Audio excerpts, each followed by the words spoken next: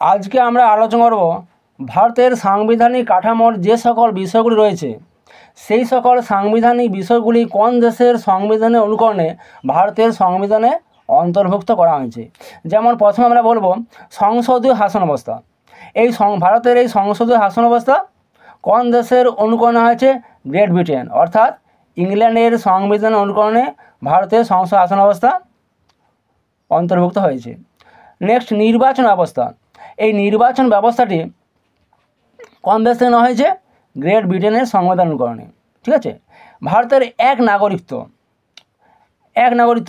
মানে একটাই ভোটাধিকার রয়েছে, সেই এক নাগরিকত্ব বিষয়টি এটাও কিন্তু নেওয়া হয়েছে গ্রেট ব্রিটেনের সংবিধানের অনুকরণে।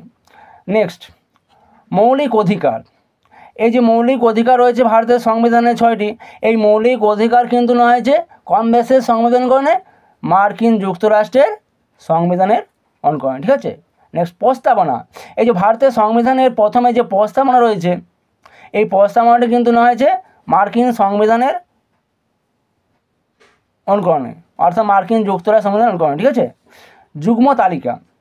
আইন প্রণয়নের যে 3টি তালিকা রয়েছে, কেন্দ্র তালিকা, রাজ্য তালিকা এবং যুগ্ম তালিকা, এই যুগ্ম তালিকাটি নেওয়া হয়েছে কোন দেশের অনুকরণে? মার্কিন যুক্তরাষ্ট্রের সংবিধানের অনুকরণে। ভারতের নির্দেশমূলক নীতি। এই নির্দেশমূলক নীতি নেওয়া হয়েছে কোন দেশের সংবিধান অনুকরণে? আয়ারল্যান্ডের সংবিধানের অনুকরণে। ঠিক আছে। মৌলিক কর্তব্য। ভারতের সংবিধানের যে 11টি মৌলিক কর্তব্যের কথা বলা হয়েছে, সেই মৌলিক কর্তব্যটি কোন দেশের সংবিধান অনুকরণে হয়েছে? না, রাশিয়ার সংবিধানের অনুকরণে। সংবিধান সংশোধন। এই যে সংবিধান সংশোধন বিষয় রয়েছে, এটি নেওয়া হয়েছে দক্ষিণ আফ্রিকার সংবিধানের অনুকরণে। ভারতের যে যুক্তরাষ্ট্রীয় শাসন ব্যবস্থার কথা বলা হয়েছে, এই যুক্তরাষ্ট্রীয় শাসন ব্যবস্থাটি নেওয়া হয়েছে কোন দেশের সংবিধান অনুকরণে? না, কানাডার সংবিধানের অনুকরণে। নেক্সট, জরুরি অবস্থা। এই যে ভারতের রাষ্ট্রপতির যে জরুরি অবস্থার কথা বলা হয়েছে, যেমন 3 ধরনের জরুরি অবস্থা, 3 ধরনের: জাতীয় জরুরি অবস্থা, রাজ্য শাসনতান্ত্রিক অচলাবস্থা সংক্রান্ত জরুরি অবস্থা এবং আর্থিক জরুরি অবস্থা। এই রাষ্ট্রপতি জরুরি অবস্থা কোন দেশের সংবিধান অনুকরণে হয়েছে? না, জার্মানির সংবিধানের অনুকরণ থেকে নেওয়া হয়েছে। তাহলে রাষ্ট্রপতির পদচ্যুতি।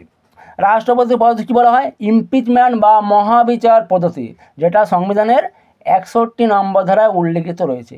এটি নেওয়া হয়েছে কোন দেশের অনুকরণে? না, মার্কিন যুক্তরাষ্ট্রের সংবিধানের অনুকরণে।